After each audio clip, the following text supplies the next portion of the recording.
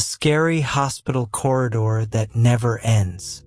File end at H104, recovered in a restricted wing of the Malmedy State Hospital, Belgium. Date: January 3rd, 1964. Weather: bracing cold, windows rattling under sleet. The wards hum with the forced cheer of holiday tinsel, though one corridor never receives decoration. The documentation opens on night shift nurse Elaine Kessler, writing her account by the faint glow of the service desk lamp. She notes every detail: the sour tang of antiseptic clinging to air, the persistent drip near room 317, the way such silence only thickens after midnight. Beyond the known wards, there's a passage, unmarked, always unlocked, yet none on staff ever walks it twice. Elaine describes its walls.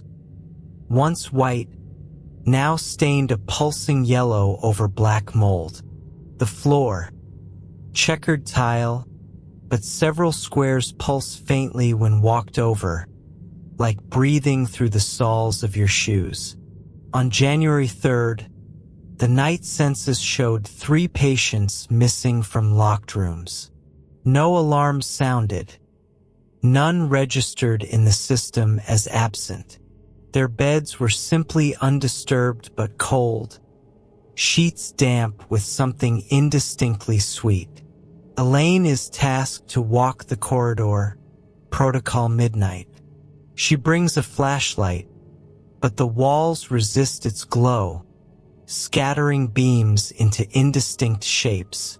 She notes, "It smells not foul, but metallic, like coins pressed between fingers for hours." As she rounds the second bend, she hears voices, her own multiplied, muted repetitions of everything she has said on shift tonight, layered atop wishes she has never spoken aloud. The corridor bends again, though the blueprint insists it cannot. At the far end, instead of mirrors, there are windows. Outside them, nothing but mist, swirling too quickly, as if gasping. One window briefly flashes an image, her hands, but older, holding something sharp dripping with black fluid. She passes a door labeled 317. Again, though she has turned only once, the room number multiplies every time she glances back. Doors bleed into each other, handles warping into faces staring inward. Elaine feels her breath catching, palms slick.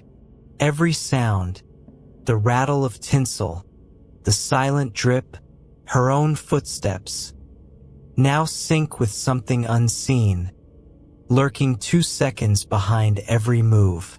She tries to radio the desk, but her own voice crackles back. "You never left. You never left." A draft creeps through her uniform, ice slick.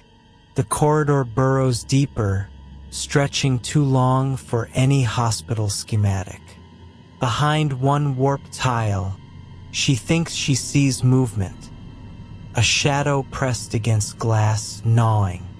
When her light lands on it, the shadow recoils, then multiplies, filling the space beneath every fixture and in the spaces between syllables of her own name. She writes feverishly, "If I think about stopping, I lose rooms. If I run, I loop back. The corridor feeds on my path."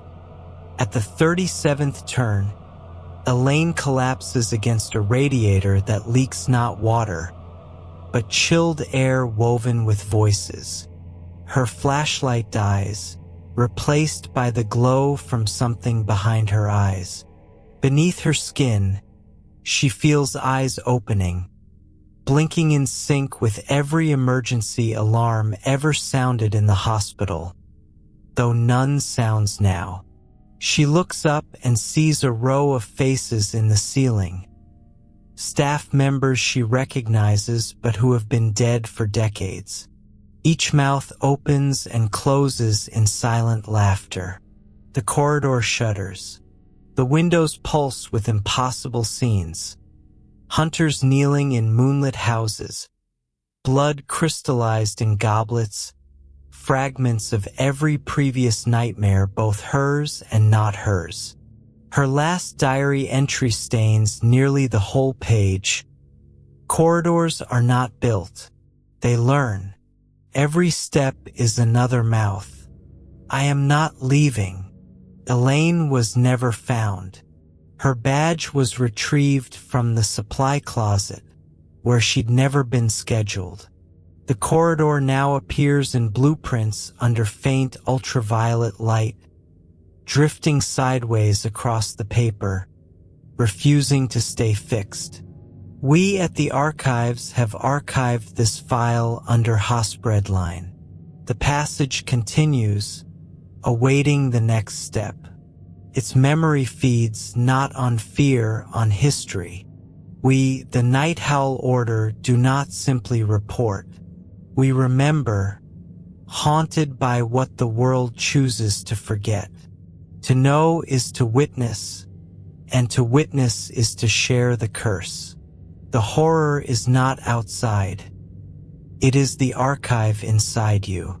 If you carry a story the world cannot bear, if your memories feel invasive, haunted, or forbidden, record it.